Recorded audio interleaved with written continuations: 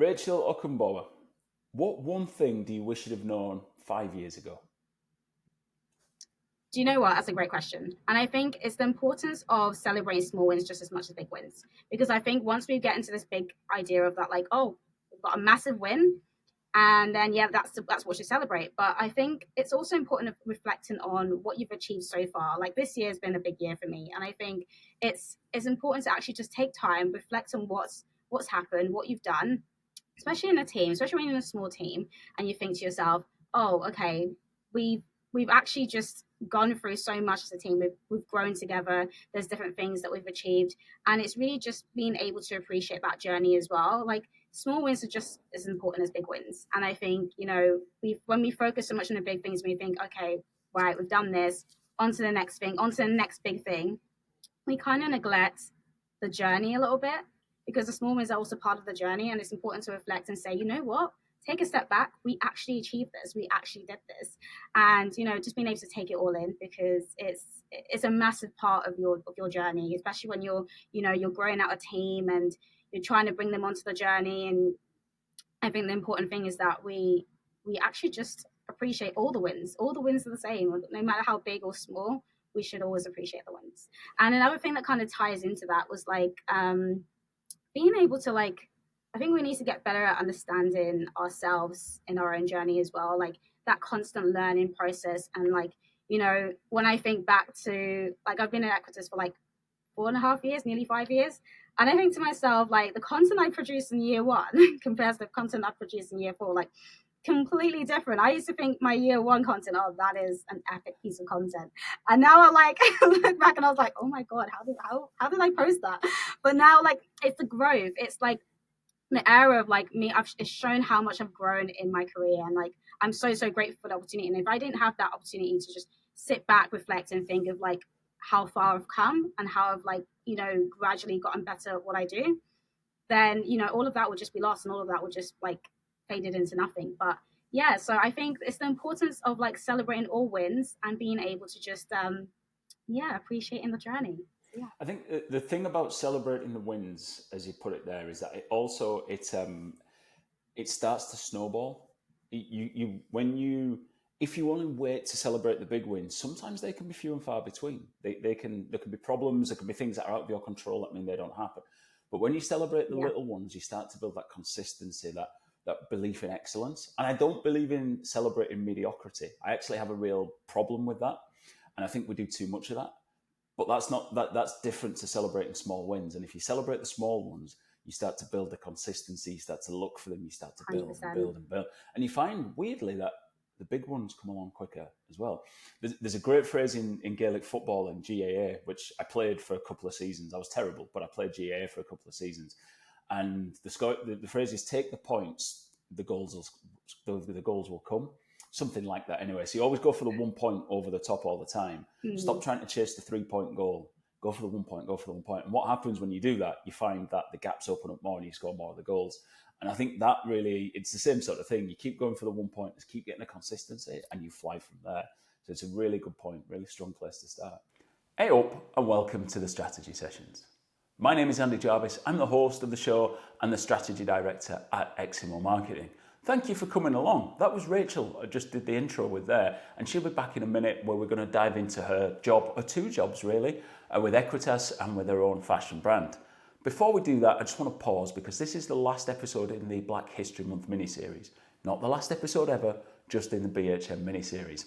The first episode was with Miracle from John Lewis, who works in the finance team.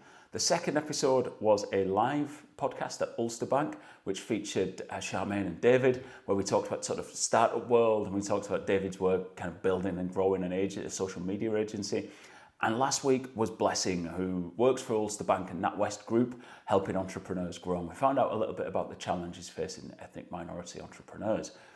I've really enjoyed this series, and I think what happens in the BHM mini-series is we take conversations in slightly different areas. We get maybe a little bit more personal. I know some people might not like that as much, but I think what you find when you have these conversations is that how we are as individuals affects how we approach work. What matters to us, what doesn't matter to us. All of these things kind of become the texture of who we are and help inform us when we work. So I think it's important to have those discussions. I've really enjoyed it. So that's been half of the battle. I've had a great time. Also, as part of Black History Month, I worked with North Star. Kwame Daniels was the creative director behind this. And what he did is he worked on a creative response to a phrase used by Frederick Douglass. Frederick Douglass was a slavery abolitionist who visited Belfast in 1845, and he left saying these words: "Wherever else I feel myself to be a stranger, I will remember I have a home in Belfast." And what Kwame did was give that brief to a number of different artists, to people like Nandi Jola, a spoken word artist, to Leo Miyagi, to Winnie Amma, to Jennifer John, and Hannah Peel. And what they did was create their response to that quote. What does Belfast mean to them? What does home mean to them? But he weaved it all together with local school children who'd responded to that as well. I went to this performance. It was only 2 nights in Belfast. I went on Friday night and it was incredible. It was superb. In fact, it was almost life-changing, if that doesn't sound like too big a statement to make. It really had an impact on me. There's been a lot going on in the summer which has an impact on black people, on ethnic minorities, on everybody really. But it stays and it lingers in your mind, and sometimes that could make you feel like there's no optimism and there's problems in the country that are never going to be solved. Leaving an event like North Star the other night, you feel that there's hope and that there's a future. And like Kwame said at that event, he said this has to be the start of having a conversation. It has to be the start of what we're going to do. It has to be the start now on what work is going to be done. Because everything always looks perfect in hindsight. It always looks like the thing that happened was supposed to happen in hindsight. But it's not like that. It only looks like that because people put the work in to make it happen. So at the end of Black History Month, in a couple of days' time, this episode comes out on Tuesday the 29th. So on Thursday the 31st, also known as Halloween, I'm going to publish a blog, and it's picking up on what Kwame said. What next? Not next year. Black History Month, the end of it has to be the beginning of something else. It can't just be, let's wait until it comes around next year and then pick this up. So that's my question to you. What are you going to do next? It's my question to me. What am I going to do next? We can't just wait until next year. So that's the question I'm posing to you, and I would love you to get in touch with me. My details are in the show notes. Tell me what you're going to do next. If you don't know what you're going to do next, tell me what challenges you have, what's stopping you from doing something next. Let's talk about it. When people meet, when ideas collide, when worlds come together, that's when greatness happens. So if you're not sure what you want to do next, get in touch. We might find there's something to do together. Right. Thank you for that. Thank you for listening to me take a moment just to say what I think we should be doing, to say that this cannot be the end. It can't be a full stop. Well, it can be a full stop, but a full stop, that's the end of a sentence. That means there's a new one coming. So let's focus on that. Now, let's get back to the podcast episode. This episode 5 of season 5 is Rachel Okungbowa, and I only met Rachel recently, and this is great. Have a listen to Rachel, and then in 2 weeks' time, we'll be back with the next episode, episode 6. I think I've got the Love Doctor for you. That's a good one. I'll see you then.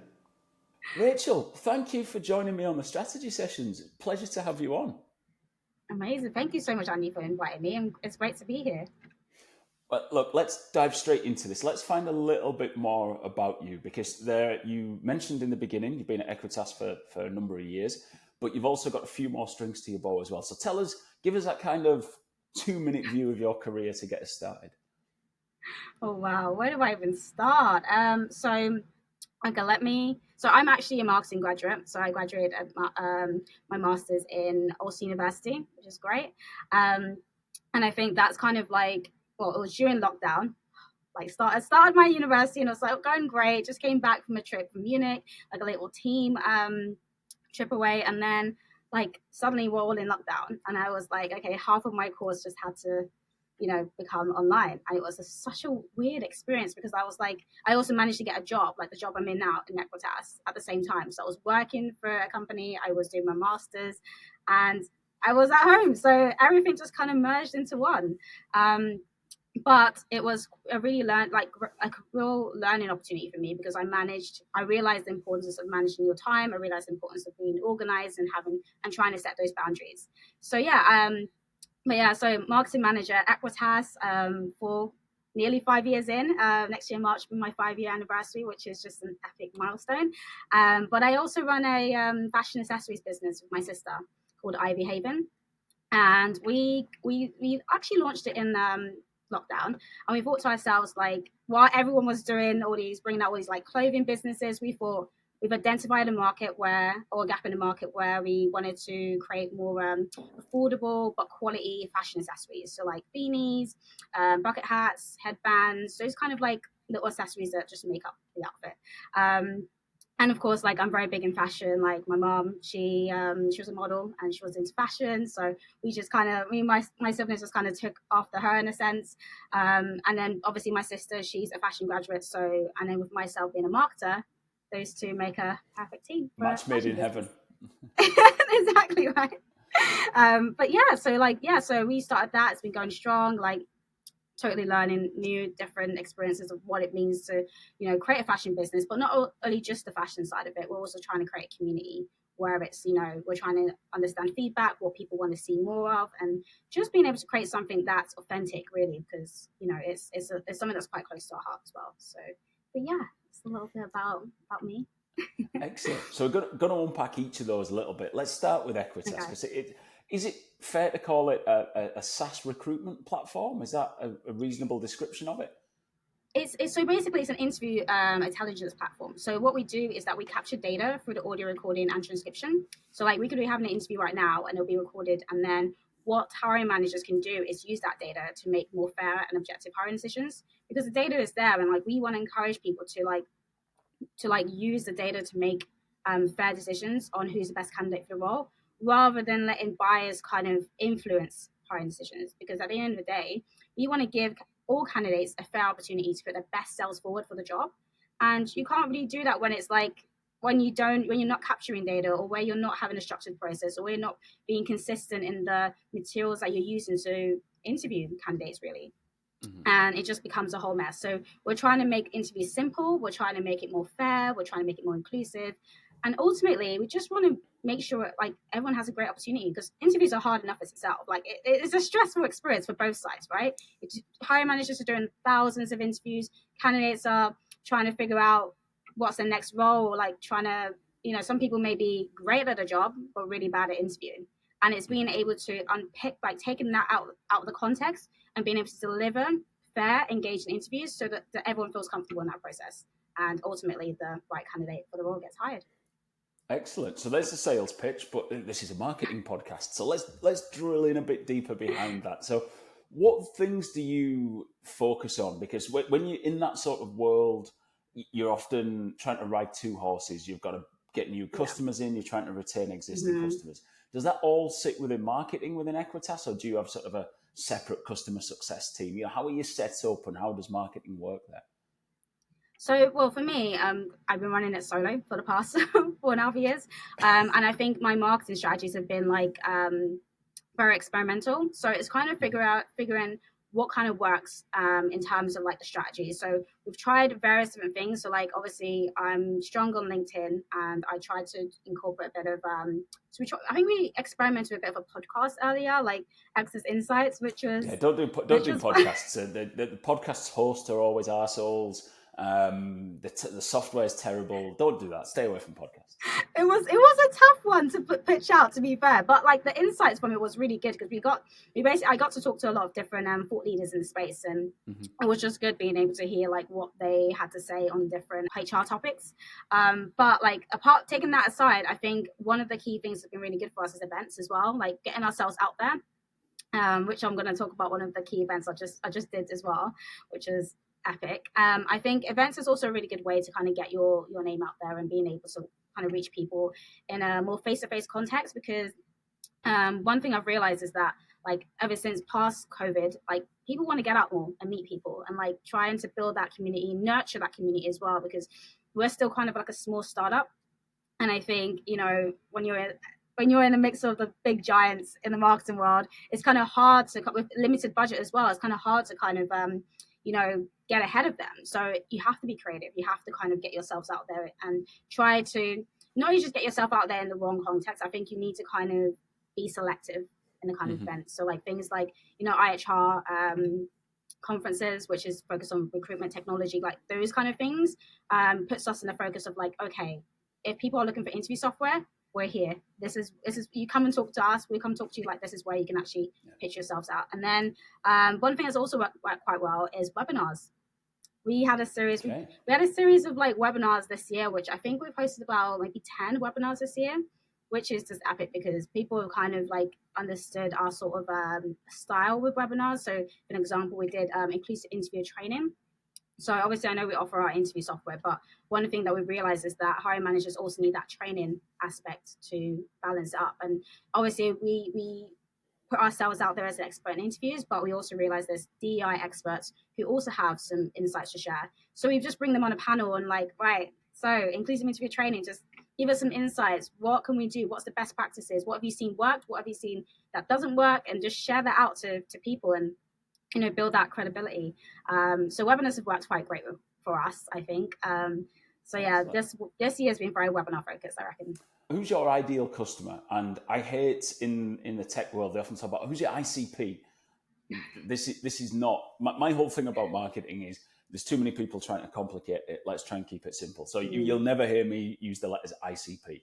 Who do you sell to? What sort of types of customers? Who in that company are you? You know, is it the hiring team who are buying it? Is it the IT team? You know, what's that sort of world look like for you? I would say, well, to be fair, if we look in a bigger context, we're very big in healthcare. So like in the Republic of Ireland, like that, the HSC would be like our biggest clients. And I think within that, it would be mostly like hiring managers who would usually use our interview software because they would be doing the ins and outs of like hiring. They'll be doing the interviews. So like they would be like, that's the first touch point for them.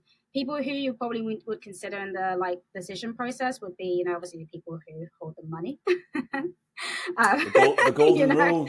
Whoever has the gold makes the rules. That's it. Exactly. Exactly. And of course, and I think there's the people who also understand more about the tech side of things. So like people who understand like, okay, this is the amount of budget we have, but also what kind of tech do we actually need that can help assist our needs? Like where's the gap in the hiring process?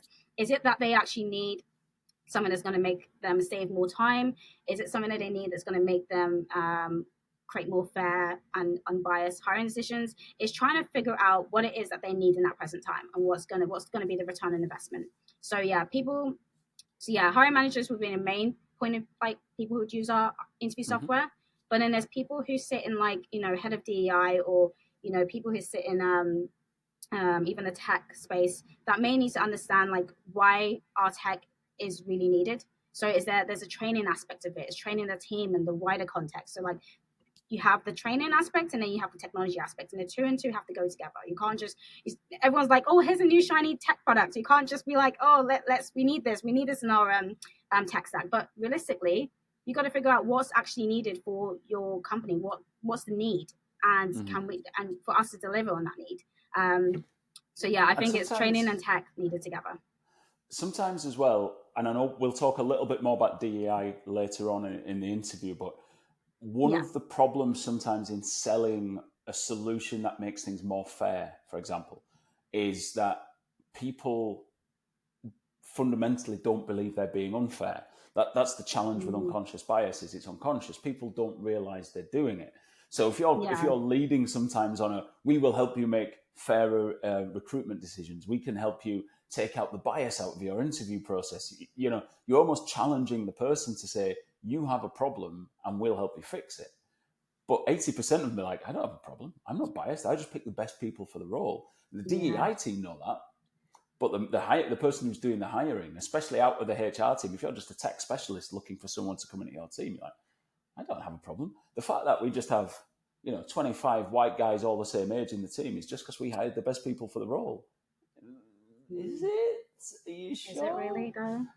But people don't often. The problem with unconscious bias is it's unconscious. A lot of people don't know they have it. Is that a challenge you have to get around, or is that more of a line you use when you're talking to DEI teams and hiring managers who appreciate that issue is there? Yeah, no, you're totally right. And I think, do you know what? I feel like it is a harder way to pitch the interview software when we come at it from a fair perspective, which is why we also add in the efficiency side of things, just to balance it up in the sense that, the things we've realized when we talk to our customers and like, in the wider context of potential customers, is that they want things that's going to make them like do their job a lot quicker in a short space of time. You want to do more with less, right? They want to be more productive. They want to be more efficient. Like, how can they save money? How can they save time, right? Mm-hmm. So we kind of position ourselves as that as well. Like, we're trying to like make sure they hire the best candidate in the half the time they need to hire. Do you know what I mean? So it's like, if they have such and such amount of hours that they usually hire candidates, we want to try and cut that down by half. We want to help them like, streamline the process to make sure it's not as tedious, cutting down a bit of that admin related work, making sure like it's all, and especially with healthcare where compliance is so crucial. Like, we have that, GDPR compliance, and being able to have everything in a secure database.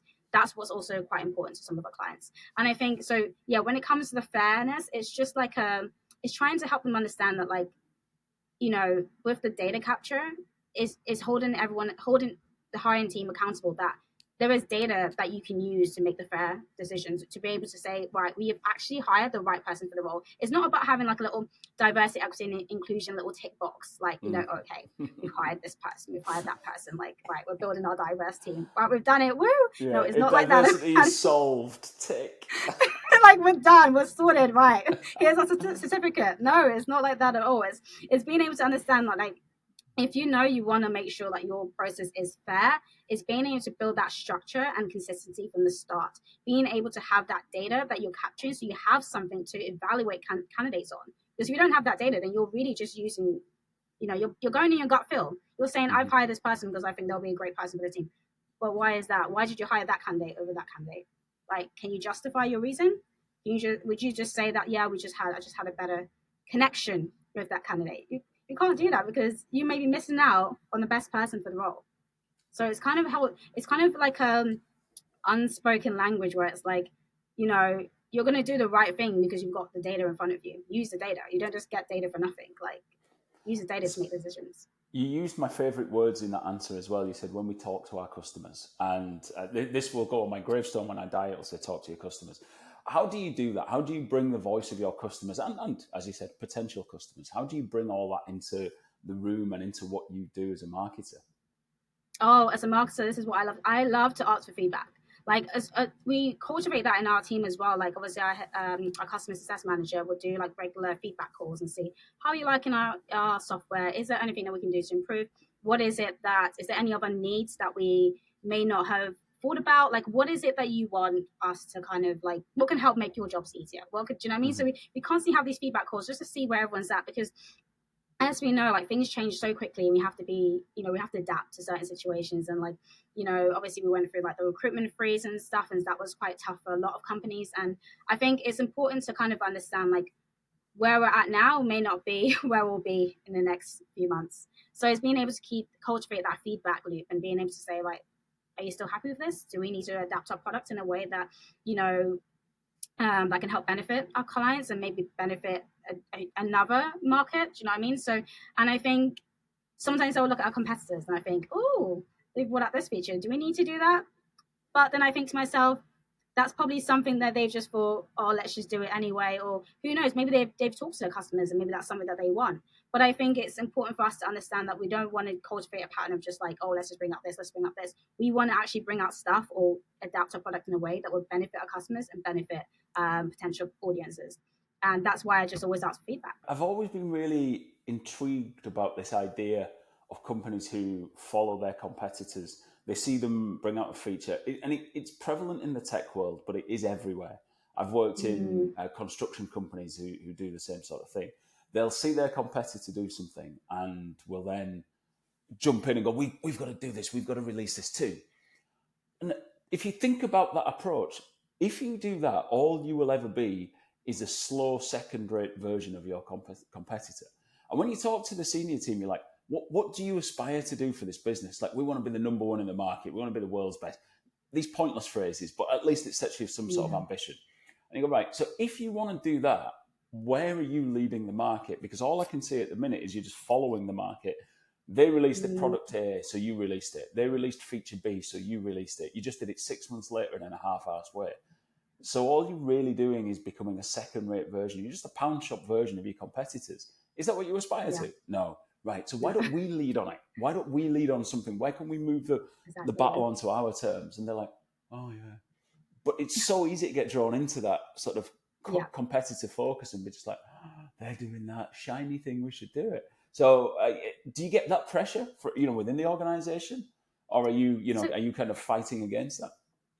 yeah, do you know what? I feel like it's kind of hard sometimes. I think we're in a bit of a balance where we look at what some of our competitors are doing, but at the end of the day, like one, they have a ton more budget than we do. Like they have all the, the investment and stuff like that. And I think to ourselves that what makes us kind of stand out differently is that we offer face to face as well as remote interviews. Now that's Okay. something our competitors are not doing. So that's what kind of makes us stand out different. And I think we're going to lead on that because at the end of the day, we're not trying to be like our competitors. Like they dominate the space when it comes to like AI notes and AI this and everything, AI everything, and we're just like we're not really that. That's not the driving force for us. We're trying to figure out like, okay, we want to make your lives easier as hiring managers by creating a more streamlined interview process and a more like, and at the end of the day, I think what our customers or our clients love about us is the fact that we are just authentic to ourselves. Like we are not trying to be our competitors. We're not trying to bring out things that our competitors are doing, even though it's things where our competitors would be like, oh, not our competitors, sorry, our clients would be like, do we maybe need this? And I'll look at it and I think to myself, I've seen one of our big competitors do that.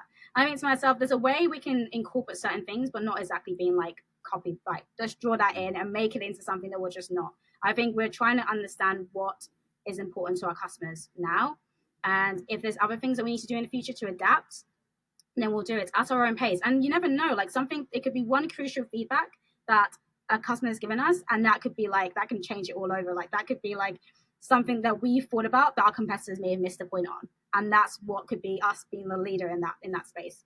And I think it's important to not just fall into the pressure of like this new AI thing or this new thing. And I think to myself, is it even with my marketing?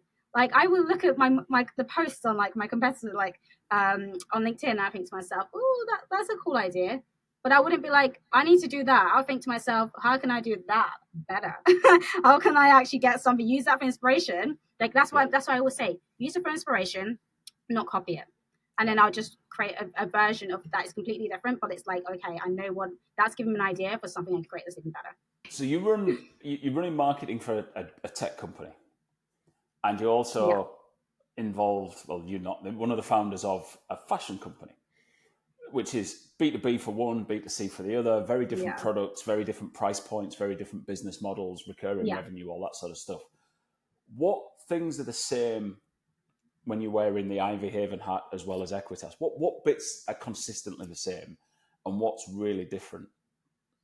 Okay, so I would say things are the same. I think it's the level of consistency with posting. I always try and make sure, like, I found that, like, on Ivy Haven, like, Instagram and TikTok are brilliant channels Mm-hmm. for Ivy Haven. Like, I'll post a photo of someone wearing a beanie, boom, and an order just came through. And I'm just like, well, that was quick. But with, like, Equitas, like LinkedIn would be our predominant social media channel. It won't work for like TikTok or Instagram because our audience or our key target market is just not on there. They just don't. It'll be very difficult to communicate to people who just aren't looking for interview software, right? So once I kind of learned the kind of software, the social media platforms that work best, I utilize that.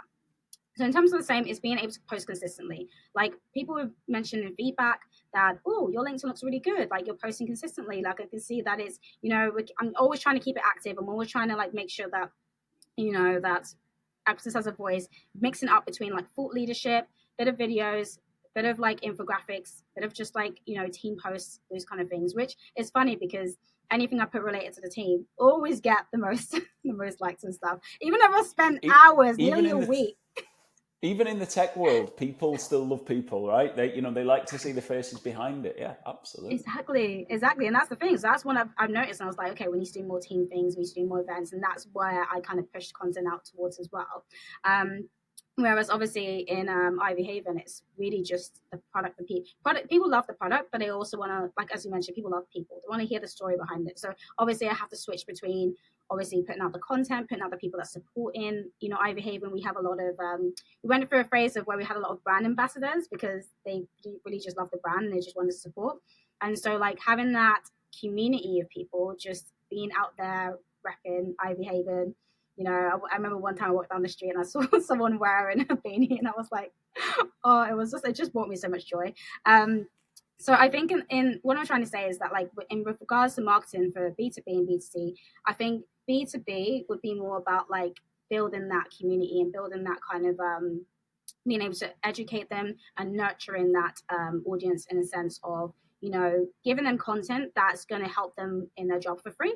You know, I'm okay. I don't always have to gatekeep the content. I feel like everyone deserves to have something that can help them. And then also being able to invite them into what we're doing here in Equitas, like things that those weekly updates, you know, the events that we go to, things that the founder has done. Like we always try and make sure like we're not just putting everything out on the company page. We're also trying to make sure like I have my own network that I try to push out with Equitas, and then obviously Michael, the founder, puts out his own. So we're all kind of trying to build a little community around Equitas and getting ourselves out there that way. Ivy Haven really is just, you know, being able to like pushing out new products, pushing out things that we know our audience will love, and then also be able to show the people behind it and ourselves as the founders, myself and my sister, as like, here, this is why, this is our why, this is why we do Ivy Haven, this is our story. So yeah, I hope that answered this question. It did. No, absolutely. And with Ivy Haven, you've obviously got, once you've got a beanie, do you need another one? Yeah, you might need one as a gift. So is there this constant push to keep bringing out new products, as well as trying to recruit new customers to buy their first Ivy Haven product? You've also got to try and get brand fans to buy a second and a third and a fourth. As a startup brand, as well as, you know, buying products expensive, it ties up cash flow until it sells. Yeah. Are you learning more lessons in Ivy Haven than you are at Equitas? It's all right to Rachel's boss at Equitas. It's good either way, but I'm just interested in it. It's interesting now because with Ivy Haven, it's very different in terms of like we have a range of different products. So it's like people maybe just be explore like, you know, landing on our website or like our Instagram page for the first time, and they think, oh, you know, I've actually been looking for a beanie in this color or this style, or that they're going on holiday and they realize, oh, I need a bucket hat, and they just you know, maybe a friend has recommended Ivy Haven, like we have a range of different bucket hats or, you know, headbands. It's kind of like, because we have such a range, it's like, you know, we have the seasons where people want to just buy beanies for like obviously the season, because we can never have too many beanies. We also really do a big push on like when it comes to Christmas, so like little gifts, because at the end of the day, like we are such a small business, and I think what I've started to realize is that people still want to support small businesses and small, you know, small startups and stuff, and being able to and knowing that it is a family business, and knowing that some of our friends would be like, well, like it's admirable that you actually are doing this alongside obviously my job as well. So yeah, being able to kind of like push that out as like, it's authentic. You can give it out for gifts. You can, you know, there's a range of different products. Even people, I think there was a time where we asked our customers like who had bought from us, like, what do you want to see next? And so a few of them mentioned handbags, and we ran with that. We were like, cool, we'll bring out handbags then. And like, so that was another, it's kind of like understanding what their needs are and what they want to see. And it was quite a fun experience. Like we just like to kind of like check in and see, right, I know you bought a beanie last time, like here's our new collection. And they'll be like, oh, I've been looking for a beanie in that color. Oh, I didn't realize you do handbags now. That's great. Like I want to buy one for my mum, or I want to buy one for my sister. So it's interesting that. And then with regards to obviously Equitas, it's it's such a long sales process. And I think the only thing that I can do as a marketer is continuously put out there that like obviously for people who are maybe searching for interview software or may not know what they're necessarily searching for. So I always try and balance between the benefit of using Equitas, but also being able to educate them on like things like maybe training aspects, because some people may want to just use this for training, and then that's when we can bring in software. I don't want to be too heavy on like, you need this, you need Equitas, you need that. And I think it's important to have that balance that, okay, we are a team, and like before the software, so it's like we can help you. Like it's not just here's a software, go play with it. We can help you understand how to use the software better. We can help you with training your hiring managers to deliver interviews. Some of them are not doing this every day. Like it could be their first time doing an interview, and we want to help build their confidence as hiring managers that listen. Like we can help you. Like we're here to help. Like we're not going to desert you once you bought up. We used to sign a contract and like, okay, thanks for the money, guys. Like, no, we're here to help. Exactly. So yeah. I mean, there's a lot of software products trying to do that at the minute, so it's good to hear you're not. But just flipping back to Iverhaven for a minute, you said your mum was a model, or is a model. But did that make the photo shoot of the products much easier? You're like, Mum, are you busy today? Oh, why? Just pop this on and stand there and smile. But did you just kind of lean into friends and family to get started? Is that how you did it, and then build from there? I think, do you know what? At first, like, oh no, mum does not model for our product. She's like, I'll support but without the camera. Like, I love my mum, but she does not want to be like on IVAs and posts. But we did try. But I think with at first, I think we had to put ourselves out there. I remember through lockdown, like obviously we couldn't meet up with people, so we literally had to. It was very more product focused, and like we would send like some of our friends, like, oh, here, could you test out this beanie? And then they're like, oh, we love this, and they would actually like try it on and take photos for us, and then that would help with what do they call it, user generated content. So having our people, that would exactly there you go. So. I love it. That was literally part of like during our lockdown process. That was really what was driving our business forward. And we had to get behind the camera. Do you know, it's so funny because I used to be a photographer and a videographer in my past life. But I was so used to being behind the camera. And like when I had to put myself in front of it, I was like, oh my God, this is a complete different experience. But I had to do it because I just wanted to show that like I'm support, like obviously it's our business. So we had to support it. Me and my sister, we had to put ourselves out there and we had to just, show that we stand for this product, and I'm like, this is why it's important to us. So, and then the people kind of saw that and realized, okay, we want to support and we want to, show that, we want to continue supporting IP Haven. So yeah. Excellent. Now, you sound like you're busy anyway. You've got a full-time job, Equitas, small startup, and startup life is tough, right? It's a grind sometimes.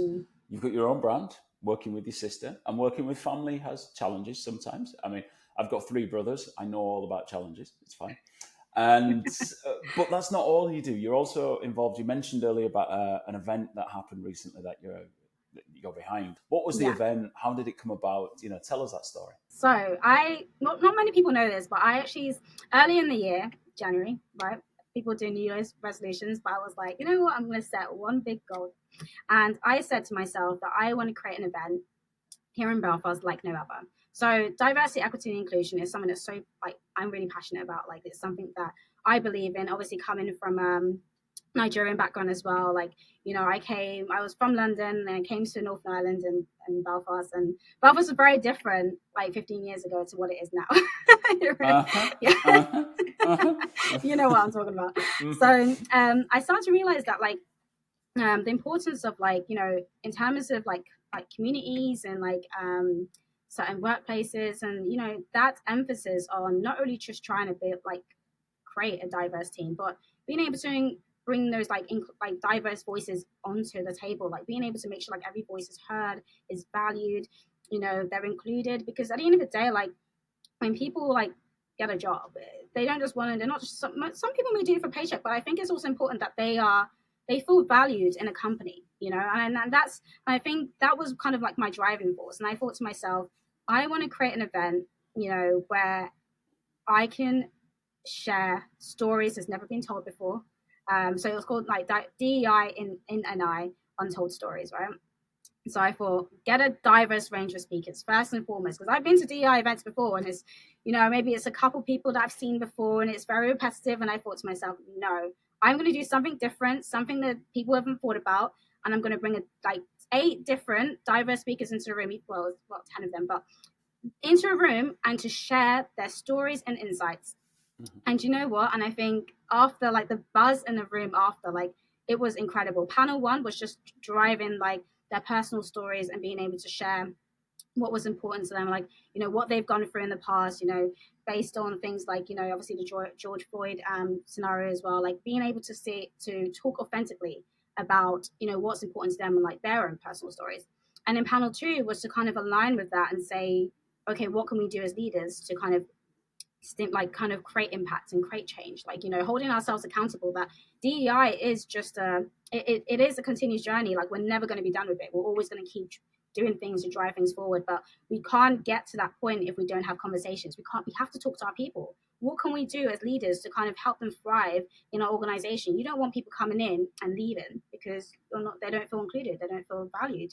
So it's really just kind of understanding like how can we drive DEI forward and making sure it's top of mind. So I think I really accomplished that. That was last. It's hard to believe it was last week Thursday. I can't believe it. The buzz has been unreal. No, I wasn't there, but the feeling that you talk about at the end of it in the room, and it's an uplifted room where people have been sharing stories and connected experiences in a place that Belfast is changing, and it's changing quickly. And I think that's a really positive thing. Yeah, It's still, maybe, you said you lived in London before. It's still got a long way to go before it becomes London, or even catches up with kind of an yeah, averagely diverse English city. But it's yeah. moving in the right direction. It's moving fast. So sometimes being able to share that experience is really important, and the feeling that comes It after that. was. If you could bottle it and sell it, you would be a millionaire instantly. It's just such an incredible feeling. So you must have been on a high all weekend after that. Honestly, like I couldn't stop it. I was literally just reading so much like positive feedback. Everyone's posting on it on LinkedIn, and I was just there like I just needed a few days to kind of sit back and reflect, like because it was such a massive, like for me, it's a massive, massive achievement for my career. Like honestly, Michael, the founder, when I mentioned to him, I was like, I want to create a DI event here in Belfast. And he was like, go for it. And I did not realize I will be taking on a full-time job on top of marketing for 4 months.